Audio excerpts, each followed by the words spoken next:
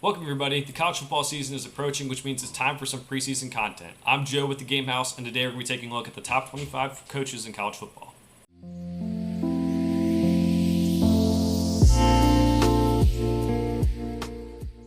As mentioned, we'll go through the top 25 coaches in college football. In my opinion, make sure to disagree in the comments below. I'm sure there'll be a lot of disagreement here because we do things all differently. So I try to do a thing where I blend what they've done in the past as well as what they've done currently.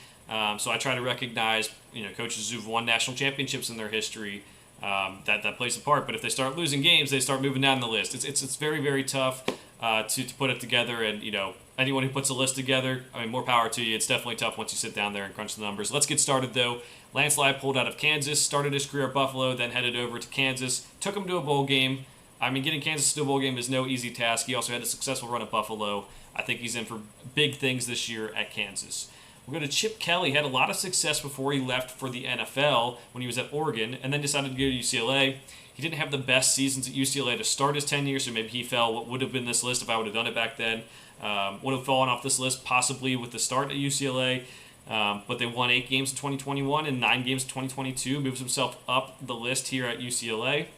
I think with that paired with the success at Oregon, definitely warrants him being in the top 25. And another good season, he'll just keep on moving up. Matt Rhule, we saw that the NFL didn't work out for him, but that doesn't change the fact that he's a very good college football coach. He helped turn around Temple. He turn around Baylor very quickly. And at Nebraska, I think he's a chance to do the same. Again, if he doesn't find immediate success, maybe he drops a little bit next season on this list while other guys move up. But eventually, I think he'll find himself back on this list once he gets Nebraska up and rolling. Chris Klieman out of Kansas State. He moved up from the FCS level to Kansas State in 2019. He's posted a 30-20 record. He has 2 8-win seasons. Last year, he won 10 games and the Big 12 championship game. They look poised for another good season. I think he's done a tremendous job at the FCS level and with Kansas State in a short period of time. So he's one to watch out for this season.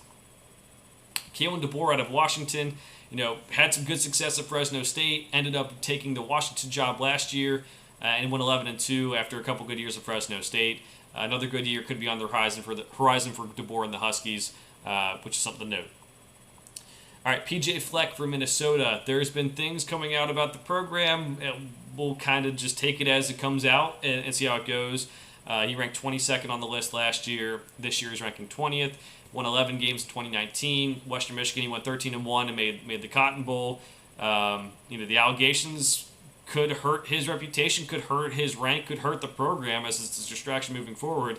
So we'll have to see how he does this year at Minnesota. We know he's coached well in the past. That's why he has the 20th rank. Number 19, Mike Norvell. 2 double-digit win seasons at Memphis. Appeared in the Cotton Bowl. Rough start at Florida State. 3-win season due to COVID. Obviously shortened season. 5-win season. But last year they win 10 games. Go 9-3 regular season and then win the bowl game. Another good season. He can keep on moving himself back up the list. When you take these big jobs and you start off slow, sometimes you move down the list, but if you get it right, you can move right back up. That's just how it works. Kirk Ferentz has been at Iowa forever. He was ranked 14th last year, but I think we all had to watch that Iowa offense last year, and that was not fun. Longest tenured college football coach, 24 seasons, record of 186 and 115. Eligible for 10 straight bowl games. They didn't play in one during the COVID season due to, obviously COVID canceling it. Defense has kept him a solid program, but, for him to rise back up the ranks, he's going to have to make a Big Ten championship. What that might really take is, that offense taking a step forward and actually getting something done, which did not happen last year. So they have some players who are currently going through the gambling investigations right now, so we'll see how that affects the team this year and see if he can get it back on track. 17, Sonny Dykes. Going from a guy at Cal that they fired, and then he went to SMU and had some good years, and then went to TCU, and they went 13-2, made the national championship game. The 84 and 65 record overall doesn't really help him. It's good. It's okay, especially when you take the Cal job, which isn't the easiest job. But he just needs to have more sustained success to move up the list. We could say, in a vacuum, Sonny Dykes is like a top 4 coach because he made the playoff. That's just not, it doesn't take the whole career into account. So we're taking the whole career into account here. He's definitely improved. Last year helps him get on the list at 17. Pretty good standing for heading into this year. And we'll see if TCU has a lot of production lost this year. If he does well with that, maybe he moves up. If he does poorly, misses a bowl game or something, maybe he moves down. It's just how it goes. Lane Kiffin, number 16, stays at 16. I mean, I thought he was going to be a guy who moved up this list when I was initially looking at it, but they started so hot. They ended up finishing 8-5. He's an 85-47 record during his coaching stops, which, everyone knows about the Tennessee and USC, but also at Florida Atlantic and now Ole Miss. I think if he has another season like he did in 2021, where he won 10 games and made a New Year's Six Bowl, I think he moves into the top 15 for sure. All right, 15, Mark Stoops. Last year was 13. And before it's obviously published before the season. And last year we had Will Levis get hurt. They had the offensive line have a lot of issues, and it was a 7-win season, which at Kentucky is great. I think that also plays a part in this. The context of the job has to be taken into account. And Kentucky was not a football school. Now there's debates whether it's a football or basketball school. Been to 7 straight bowl games. He's led 2 10-win seasons at Kentucky. He's very consistent. I would say he's a very good coach for what he's done, given the resources and given the program he's had. Again, this is a guy, if he has another 7-win season, maybe he moves down because, that's a couple of years removed from having a double-digit win season. And, it is Kentucky job, but he has built it up. But if he does well with this roster, which includes a lot of transfers like Devin Leary, maybe he moves up. I mean, he could really push Kentucky to be the second or third team in the SEC East. I mean, obviously they'd have to beat Tennessee to get there, and I don't think they're beating Georgia, but they have to beat Tennessee to get there. But they could be right there, maybe as an 8-win team, and have another successful season, which is exactly what he's done throughout his career. All right, Mike Gundy. Last year was 12, now moving down to 14th. One of the longest tenured coaches, 156-75 record. He went 12-2 in 2021, 7-6 last season, which is why he has a small drop. I think if he improves things this year, he could really help them. But it doesn't look like the season's going to be that great. They have Alan Bowman, a transfer from Texas Tech, and then Michigan, who hasn't played in a couple years, coming in to start at quarterback. We'll see how that really affects things. But the future could be bright for Oklahoma State in this new Big 12. They could be one of the big dogs in the conference. They just have to maybe take 1 or 2 more transition years to get things back to where they were. All right, Jimbo Fisher at 13. Last year he was 6. I really valued that national championship he had at Florida State. I valued the fact that, everyone, the jokes about 8-4, but 8-4 is sometimes tough, especially in the SEC. So I give credit to his past with his ranking last year. I'm still giving a little bit of credit to his past by ranking him 13th because he's the guy who's on the hot seat for I'd say, real reasons right now. 5-7 record. The recruiting classes are great, but the offense was not great. He hired Bobby Petrino this year. Let's see if he can figure it out. But the longer time goes on, the longer you get away from that championship at Florida State, and the longer you get away from even having 8-4 records is really going to hurt him at this point. So if he goes 6-6 this year, maybe he drops. If he goes 9-3, maybe he moves up a little bit. Number 12, Mack Brown, another national championship winning head coach. We all remember the Vince Young Texas Longhorns teams that were really fun to watch. 268, 139-1 record. He was still coaching when they had ties. During his 33 years as a head coach. I think he really impressed me with what he's done at North Carolina. I didn't think he'd have the results that fast there. They went 9-5 last season. This year looks good too at Drake May at quarterback. I think you have to respect the history and what he's done at North Carolina too with this ranking. Josh Heupel, not ranked last year, making a huge jump this year, but I think what he did at Tennessee was pretty impressive. They won 11 games and the Orange Bowl after going 7-6 in his first year in 2021. Before that, he had success at UCF, and again, not the biggest conference, but he had 2 double-digit win seasons. That deserves a little bit of respect too. I think if he gets another good season this year, maybe finishes second in the SEC East for the last year that we have divisions in the SEC, and maybe gets close to a New Year's Six bowl game, if not make a New Year's Six bowl game, he could really help his ranking even more because it's just that offense really does wonders in the college football for some reason. All right, Kyle Whittingham out of Utah. He's been more consistent than a lot of coaches on this list, especially the last several years. Last year was ranked 10th. Now he's 10th this year. He's gone to 2 straight Rose Bowls, 154-74 record. Done a really good job building the program. Utah has 4 double-digit win seasons since 2015. Looking good for 2023. We're going to see the conference realignment, how that might affect it in future years. But for now, Utah's been a consistent factor in the Pac-12 for a couple of years. All right, Luke Fickell at Wisconsin. Tremendous success in Cincinnati. Helped a Group of 5 team make the college football playoff. That's a lot of credit to the player development, the recruiting, and the scheduling he did at Cincinnati because they scheduled tough and were rewarded for it in the end. In 2020, he went 9-1, 2 11-win seasons after that. The 2022 season was a step down with a 9-win season, but he's on to Wisconsin. Great hire for Wisconsin. I didn't think Fickell would leave for too many jobs, but he decided to take the Wisconsin job, which has a chance to be really good for him in the future. All right, James Franklin, last year 17. He's been up and down during his Penn State career. Obviously, not the easiest job with where they came from about 10 years ago with the Joe Paul stuff to now, but they are in a good spot, and he deserves the credit for what he did last year. Again, up and down, 4-5, then 7-6 in 2020 and 2021. We're thinking, is this guy going to get fired? What is he going to do? But they rebounded last year. They won 11 games. They did what they were supposed to do on paper. If you drew it up on paper last year, you'd say, okay, Penn State, what they should do based on the talent is win every game besides Ohio State and Michigan. That's what they did. So the biggest problem for him this year is going to be beating them. Another 11-win season could be really good for them too, but if he wants to take a real step forward, I think beating those two schools could really help. Ryan Day's at number 7. Another coach on the hot seat because he has beat Michigan. He still has a 45-6 record at Ohio State, but he hasn't beat Michigan. That's what's really hurting him right now. He could have won the college football playoff game last year against Georgia too to help things out, but they ended up losing after Marvin Harrison Jr. got knocked out of the game and really changed things up, and that missed field goal at the end. So he's at 7 now. He was at 5 before. He's moving down a little bit. He has the resources of a very big program that wants to win, and he just needs to do that this year. And even if they make the playoff with a loss to Michigan this year, and he can prove himself, I think he stays at a similar ranking. But I think they have all the potential to be a playoff team and possibly win the national championship. Number 6, Brian Kelly. He was number 7 last year.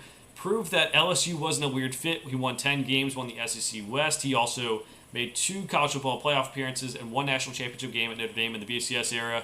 I think he made 2 BCS bowl games in Cincinnati too.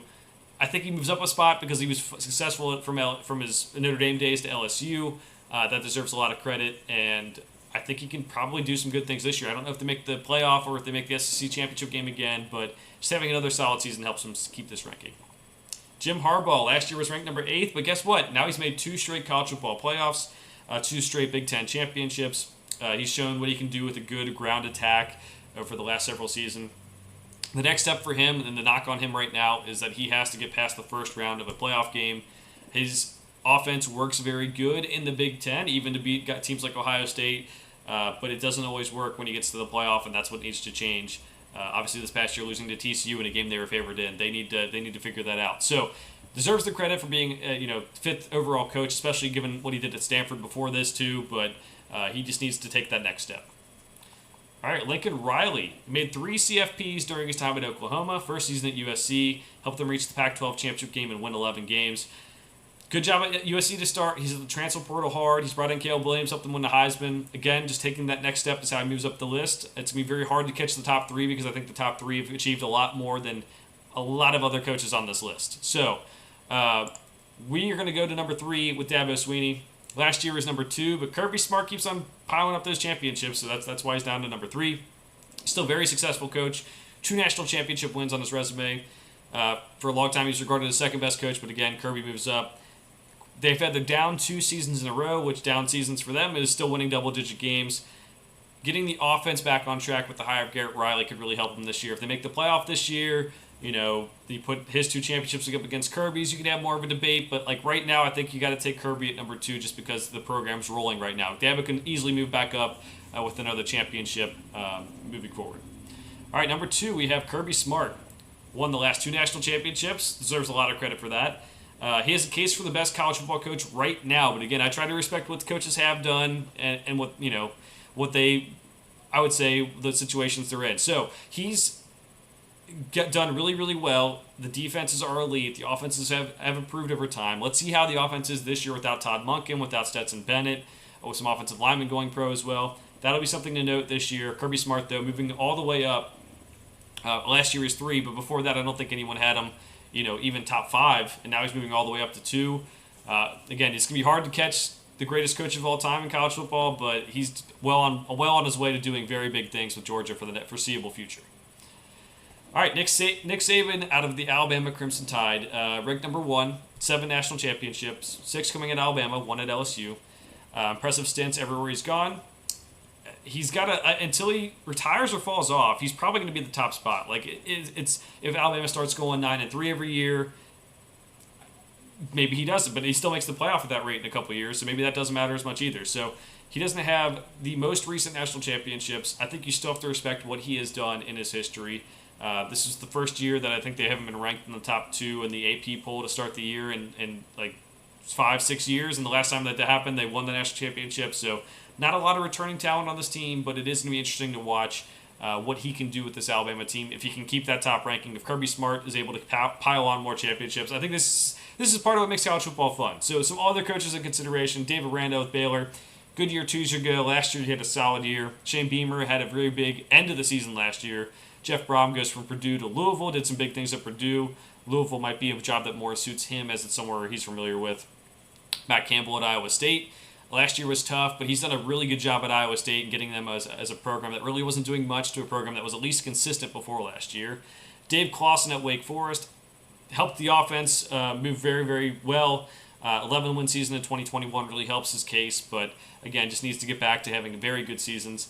Dave Dorn at NC State, was maybe picked on a little bit for the 7-5 stuff, but 72-54 record overall, and he has to win double-digit games to maybe make this list in the future. Mike Elko at Duke, great first year. We just want to see more than just 1 year. See if he can do it for 2 years straight before he makes the list. Hugh Freeze did great at Ole Miss before he was kind of fired. Off-the-field issues that we all know about. Went to Liberty, a little bit more off-the-field issues, but Auburn hires him. We'll see if that offense that he coaches can really pull through with him. Dan Lanning, jury's still out on how good he could be, but good start by winning 10 games last year. But again, just need to pile up more of those seasons to really see how good of a coach he can be. Gus Malzahn had great success at Auburn, especially against Alabama for how tough of a job that is. At UCF, I think it's, 2 9-win seasons there. How well will he do in the Big 12 this year? We'll see how he does. Pat Narduzzi, an 11-win season, and then a 9-win season last year. He's very close to being on the list. I think another good season could be good. He does have some down years at Pitt. This could be another down year, and I don't know if he really warrants being top 25 if that down year does come. Jonathan Smith, Oregon State, tough job. Last year led the Beavers to 10 wins. Great rebuilding job. We'll have to see how conference realignment affects the job he's able to do at Oregon State moving forward and what that means if there's no Pac-12. Jeff Traylor, 2 straight seasons with double-digit wins at UTSA. Gets him in consideration. Not quite on the list, but he definitely has a case to be on it. Mel Tucker went 11-2 2 years ago. Went 5-7 last year. He went from being, the guy they give a long-term extension to the guy who might be on the hot seat. Last year he was on the list, but this year just doesn't make it because of that 5-7 record. Just needs to pile up more winning seasons. So let me know who you think should be on this list, who should be considered, who you have as your top coaches in college football. For now, thanks for watching. We'll see you guys next time.